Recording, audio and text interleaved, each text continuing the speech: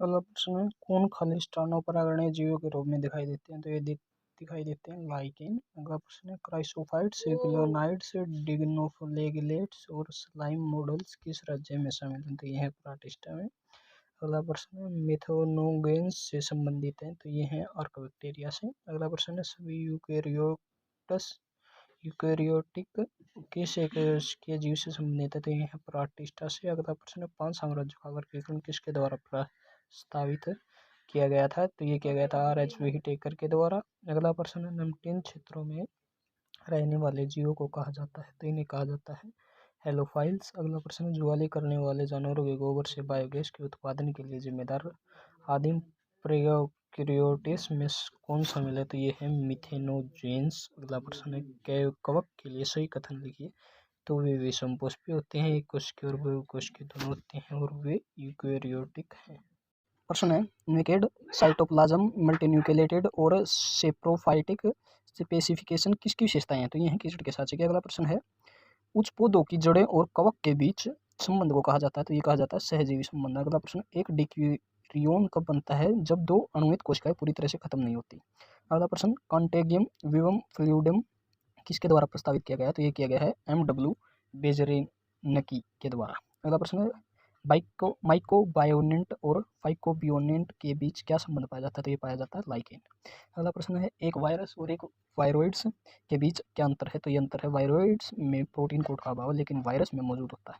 अगला प्रश्न है, कवकीय यौन चक्र के संबंध में घटनाओं का सही क्रम चुनिए। तो ये है प्लास्मोगेमी, कार्योगेमी और अर्धसूत्री विभाजन। अगला प्रश्न है, फाइकोमाइट्स के सदस्य पाए जाते हैं? उत्तर, जलीयावास, सड़ती लकड़ी पर, नमी और स्थान पर, और पौधों पर परजीवियों को बाध्य के रूप में।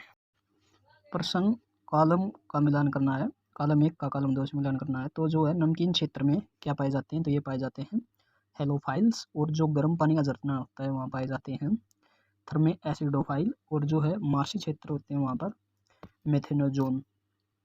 अगला कुछ सही मिलान करने हैं, जो जैसे कि सेप्रोफाइट्स कवक मृत सबस्ट्रेट पर निर्भर है, परजीवी कवक जीवित पौधों और जानवरों पर निर्भर है। कुछ सही संबंध है, जैसे युग स्टेलेगो का समूटा से, और पुकिनिया का रस्ती से, और अगरिकस का मशरूम से। अगला प्रश्न है, निम्नलिखित विशेषताएं किस वर्ग से संबंधित हैं? तो जो है ये निम्नलिखित विशेषताएं संबंधित है फाइकोमाइसेट्स से। अगला प्रश्न है, निम्नलिखित कवक एस्मोमाइट्स वर्ग से संबंधित है? तो इसमें से जो है कुल 7 एस्मोमाइसीट्स वर्ग से संबंधित है।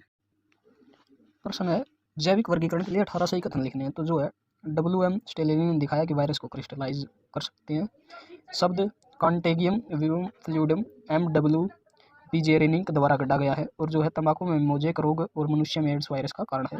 अगला प्रश्न है, न्यूरोस्पोरा का उपयोग जैव रासायनिक अनुवांशिक के अध्ययन में किया जाता है? अगला प्रश्न, खमीर एक कोशिकीय और किण्वन में उपयोगी होता है। पेनिसिलियम बहुकोशिकीय है और एंटीबायोटिक्स है। अगले जो है नीट 2016 में आए हुए हैं, जैसे साइनोबैक्टीरिया को नीला हरा शैवाल भी कहा जाता है, श्रवण शैवाल को डेस्टीम भी कहा जाता है, और फाइकोमाइट्स को काई कवक भी कहा जाता है। और ये भी 2016 नीट में आए हुए हैं। डाइटोमाइसिस डाइटम की कोशिका भित्ति से बनता है।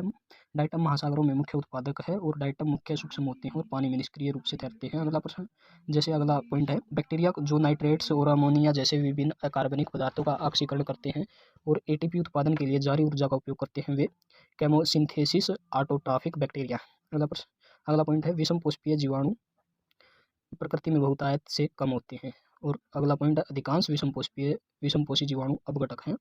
अगला पॉइंट है, chemosynthetic autotrophic bacteria nitrogen, phosphorus, iron और सल्फर जैसे पोषक तत्वों के पुनर्चक्रण में महत्वपूर्ण भूमिका निभाते हैं।